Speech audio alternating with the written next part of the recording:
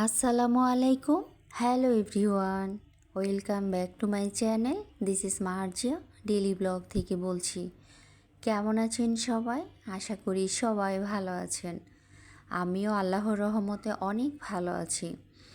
তো প্রতিদিনের মতো আজকে একটি নতুন ডেইলি ব্লগ নিয়ে চলে আসলাম আপনাদের মাঝে। আর আজকে হচ্ছে গিয়ে আমি একটু বের হয়েছি, আমার ফ্রেন্ডের কিছু কেনাকাটা ছিল, তো অনেক কিছু কেনাকাটা করেছে।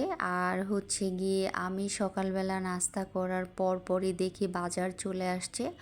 তো 1.5 কেজি গরুর মাংস এনেছে, একটা মুরগি এনেছে, তারপরে রুই মাছ এনেছে।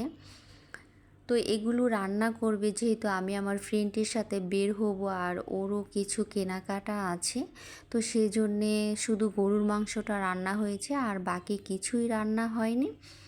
তো আমি একটা ফ্রাইড রাইসের অর্ডার দিয়েছি, তারপর তো ওটা চলে আসছে। তো ওটা খেয়ে বের হয়ে গেলাম দুই বন্ধু।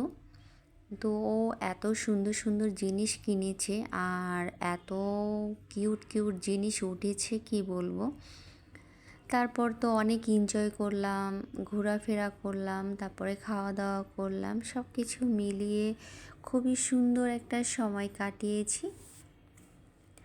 আর আমার তো এমনিতেই প্রতিদিন খুব সুন্দর সুন্দর সময় কাটে, কারণ আমি কখনোই কোনো কিছুতে ভেঙে পড়ি না। যেন কোনো সমস্যা হলে বা কিছু হলে সেটাকে সমাধান করার চেষ্টা করি। তো সবাই এভাবে যদি সমস্যার সমাধান করার চেষ্টা করেন, তবে হয়তো বা কখনোই কারো কোনোই প্রবলেম হবে না। সবার জীবনেই ছোটোখাটো সমস্যা থাকে আর সমস্যা থাকবে। তো তুমি যদি খারাপ পরিস্থিতিতে হাসতে পারো, তবে তুমি জিতে গেছো। যন্ত্রণা দেখে পালিয়ে যেও না, একদিন যন্ত্রণাই তোমার জীবনের বড় শিক্ষক হবে। কারো উন্নতি দেখে ঈর্ষা করো না, শিক্ষা নাও, তাহলে তোমার উন্নতি হবে। অন্যের বলা কটা শব্দের দ্বারা কখনো ভেঙে পড়ো না, নিজের কাজের দ্বারা শব্দগুলো বদলে দাও। আবার চেষ্টা কেউ দেখবে না, তোমার চেষ্টাও কেউ দেখবে না যদি না তুমি সফল হও। আর প্রতিটা সফলতার পিছনেই একটি চেষ্টাই যথেষ্ট। একদিন হয়তো সবাই তোমাকে ছেড়ে যাবে, কিন্তু তোমার তুমিটা তোমার মাঝেই থাকবে। তাই তাকে যত্ন করো, তাকে কখনো ভয়ের কফিনে বন্দি করো না, কেননা তোমার স্বপ্নগুলোই তোমার জীবনকে বাঁচিয়ে রাখবে। শুরু করার আগেই ব্যর্থ হবার ভয় আসলে ব্যর্থতার সম্ভাবনাকেই বাড়িয়ে দেয়। পৃথিবীর বেশিরভাগ মানুষ একটা মারাত্মক রোগে আক্রান্ত, সেটা হলো অজুহাত। আর এই রোগের থেকে পরিত্রাণ পাওয়ার চেষ্টার নামে হলো সফলতার সিঁড়ি। জীবনে একা চলতে শিখতে হয়, কারণ ভিড় সাহস যোগায় কিন্তু পরিচয় কেড়ে নেয়। তোমার শক্তিশালী হতে হবে এই কারণে নয় যে তুমি কারো উপর সৃষ্টি চাপ করবে, বরং এই জন্যে যেন তোমার উপর কেউ সৃষ্টি চাপ করতে না পারে। কান্না পাচ্ছে, কেঁদে নাও, কিন্তু চোখের জল শুকিয়ে যাবার আগে আবার উঠে দাঁড়াও। প্রতিটি সফল মানুষের একটা অসফল অতীত থাকে, আর প্রতিটি অসফল অতীতেই থাকে একটা সফলতার সমাপ্তি। যদি তুমি সমস্যাকে বড় করে দেখো, তাহলে কখনোই সমাধানের পথ খুঁজে পাবা না। অপরের সমালোচনা করে যারা, তারা আসলে নিজেদের পরিচয়, নিজেদের স্বভাবকেই তুলে ধরে। তাই জীবনে কখনোই ব্যর্থতা নিয়ে চলা ঠিক না। সফলতা একদিন না একদিন অবশ্যই আসবে। আল্লাহ প্রতিটি মানুষকেই তার কর্মের দ্বারা তাকে পরিচিত করে। তাই যখন তুমি খুব পরিশ্রম করে যাও, সেটার সফলতা একদিন না একদিন অবশ্যই আসবে। তবে কারোটা একটু সময় লাগে, কারোটা একটু তাড়াতাড়ি চলে আসে। অধৈর্য না হয়ে ধৈর্য দিয়ে সব কিছু বিবেচনা করতে হয়, কারণ সব কিছুই তোমার দুই হাতের ইনকাম। তুমি যা দিবে তার প্রতিফল তুমি তাই পাবে। তাই জীবনকে তোমার বিরুদ্ধে না রেখে বরং জীবনকে তোমার সঙ্গী করে নাও। জীবনের পরিবর্তনগুলোর বিরুদ্ধে না দাঁড়িয়ে বরং আত্মসমর্পণ করো। দেখবে জীবন কত সুন্দর হয়ে গিয়েছে, সফলতাও তোমার খুব কাছে চলে আসবে। তাই অন্যের সফলতা দেখে খুশি হও, কখনো কারো সফলতা দেখে ঈর্ষান্বিত হওয়া ঠিক না। এতে করে নিজের কখনোই কিছু ভালো হয় না। তাই তুমি অপরকে ভালোবাসা দাও, তুমিও ঠিক কারো না কারো থেকে ভালোবাসা পেয়ে যাবে। আমি আমার আশেপাশের মানুষগুলোকে ভীষণ ভালোবাসি, কিন্তু তার বিনিময়ে আমিও তাদের কাছ থেকে অনেক ভালোবাসা পেয়েছি।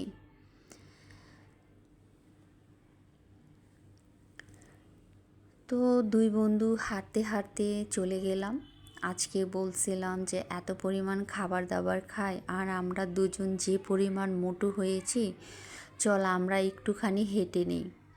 তো দুজন হাঁটতে হাঁটতে চলে গেলাম। ও তো একটু পরপরই বলছে, দোস্ত রিক্সা নে, রিক্সা নে, রিক্সা নে।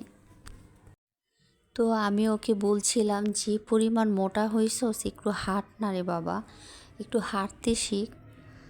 তো দুজন তো হেঁটে চলে গেলাম। আর এত সুন্দর সুন্দর জিনিস উঠেছে। তো ও ওর ঘর সাজানোর জন্য অনেক কিছুই কেনাকাটা করে নিল। তো আমাকে বলছিল তুই কিছু কিনবি কিনা। আমি বলছি না, আমি তো আজকে তোকে পাহারা দিতে আসছি, আমি তো কিছু কিনবো না। তারপর অনেক কিছু কেনাকাটার পরে হচ্ছে গিয়ে ও বলতেছে যে দোস্ত কিছু খাবি না, চল খেয়ে নিই। তারপরে আমরা অনেক কিছুই খেয়ে নিলাম, চাউমিন, তারপরে হচ্ছে চা, আর হচ্ছে গিয়ে কি যেন খেলাম, ও চটপটি, ফুচকা। তো এগুলো খাওয়ার পরে হচ্ছে গিয়ে দুজন তো খুবই এনজয় করলাম। এর মধ্যে সন্ধ্যা হয়ে গিয়েছে। তারপর রিক্সা দিয়ে দুই বন্ধু অনেক সময় ঘোরাফেরা করলাম। তো ঘোরাফেরা করে হচ্ছে গিয়ে বলছিলাম যে চল বাসায় চলে যাই। আর এত সুন্দর সুন্দর জিনিস, আপনারা যারা মিরপুরবাসী আছেন, মিরপুর 2 নাম্বার, এটা হচ্ছে গিয়ে হার্ট ফাউন্ডেশনের অপর পাশে। আর আগে তো অনেক কম দোকান ছিল, এখন আরও অনেক বেশি দোকান হয়েছে। আর অনেক বেশি বেশি জিনিসপত্র পাওয়া যায়, এত কিউট কিউট সুন্দর সুন্দর জিনিস উঠেছে। তো আপনারা যারা কিনতে চান, ঘর সাজাতে চান, বা কারো মনের মতো কোনো জিনিস পেতে চান, তাহলে চলে যাবেন মিরপুর 2 নাম্বার। এটা হচ্ছে হার্ট ফাউন্ডেশনের অপর পাশে, এটা রাস্তার পাশেই। তো এখন আর দোয়েল চত্বর যেতে হবে না, কারণ এখানে আপনি হাজার হাজার রকমের জিনিস পেয়ে যাবেন। তো কিছু কিছু রিজনেবল আছে, কিছু কিছু অনেক প্রাইস আছে, ওটা হচ্ছে আপনি দেখে নেবেন।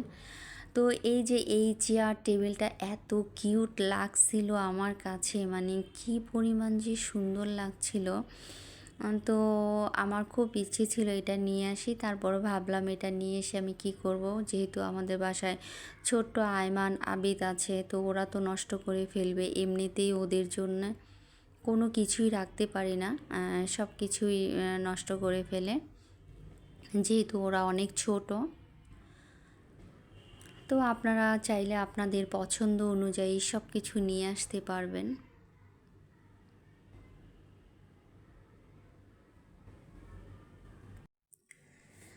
তারপর তো বাসায় যখন চলে আসছি, দেখলাম গরুর মাংস, তারপরে ডাল রান্না করেছিল, আর মাছের ফ্রাই করেছিল। ইদানিং কেন জানি মাছ ফ্রাই খুব ভালো লাগে, একদম শুকনা মরিচ টালা, তারপরে মাছ ভাজা। তো মা হচ্ছে গিয়ে মাছটাকে ভাজাই রেখেছিল, ওটা রান্না করেনি। আর ডাল রান্না করেছিল ধনে পাতা দিয়ে, তো বাসায় আসার পর রাতের বেলা তো অনেক ক্ষুধা লেগেছে, যেহেতু বাহিরে খাওয়া দাওয়া করে এসেছি। আর আমার তো না খেলে রাতের বেলা ঘুম হয় না। তো আমি নিয়ে নিলাম আর হচ্ছে গিয়ে খাবারটা খেয়ে নিলাম। তো এই তো আজকে সারাদিনের ডেইলি ব্লগ ছিল। এর মধ্যে তো অনেক আপুদের ভিডিও দেখেছি, আবার অনেক আপুদের ভিডিও দেখতে পারিনি। এগুলো হচ্ছে আস্তে আস্তে সবার ভিডিও দেখে দিই, কারণ অনেক সময় একটা ব্যস্ততার কারণে বা বাহিরে যাওয়ার কারণে সব সময় তো আসলে ভিডিও দেখা হয় না, কারণ নিজস্ব কিছু সময় থাকে। আর আমি হচ্ছি সব সময় আমার একটা টাইম ফিক্সড রাখি, ওটা সম্পূর্ণ আমার নিজের। আমি এখানে কোনো কাজ কোনো কিছু করি না। ওই সময়টা শুধু আমি খুব মজা করে এনজয় করে দুষ্টুমি করে কাটিয়ে দেই, কারণ এই সময়টা শুধুই আমার।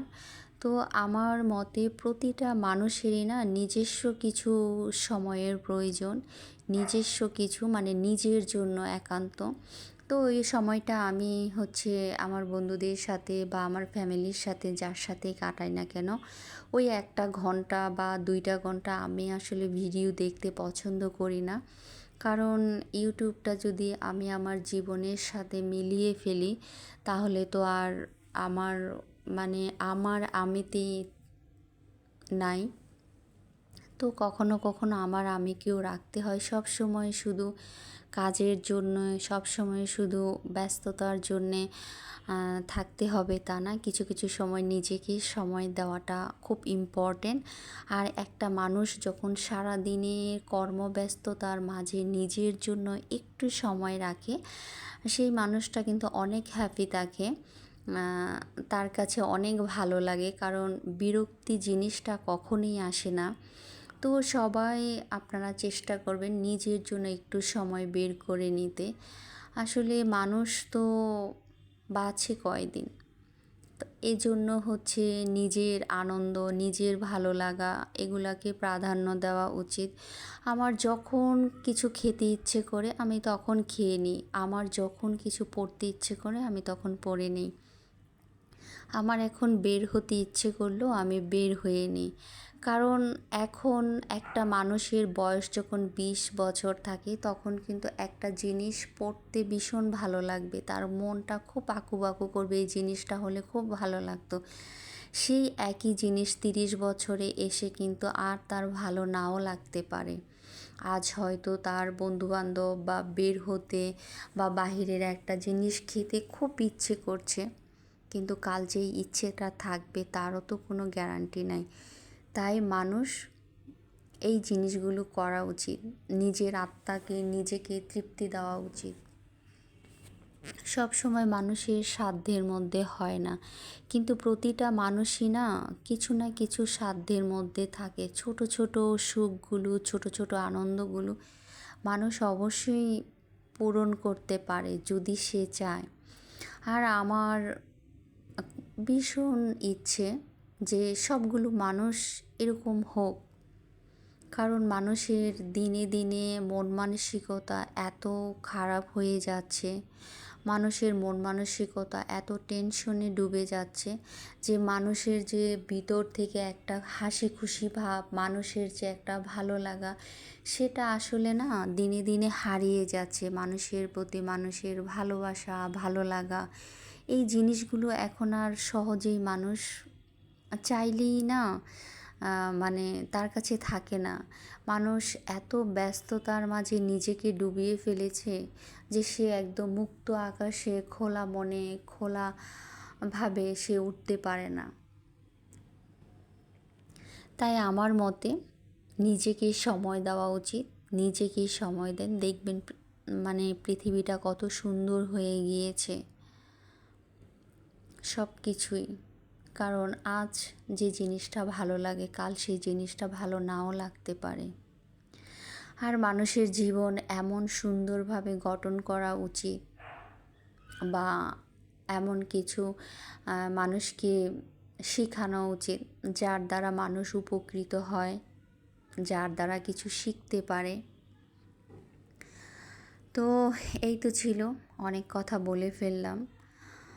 আমি জানি আমার অনেক আপুরা আমার চেয়ে অনেক জ্ঞানী গুণী, কিন্তু তারপরেও হচ্ছে গিয়ে আমার চিন্তা ভাবনাগুলো তো আমারই, তাই আমি আমার চিন্তা ভাবনাগুলোকে শেয়ার করলাম। জীবনটা খুবই ছোট, তাই এই ছোট জীবনে এত দুশ্চিন্তা, এত হতাশা, এত ক্লান্তি নিয়ে আসলে বাঁচাটা খুবই কষ্টকর। তাই নিজের জীবনকে সুন্দর করুন, নিজের ভবিষ্যৎকে সুন্দর করুন। আর ভবিষ্যৎ সুন্দর হয় যখন আপনি 5 ওয়াক্ত নামাজ পড়বেন, তারপরে হচ্ছে নিজেকে সময় দিবেন, এমনিতেই অটোমেটিকলি জীবন সুন্দর হয়ে যায়।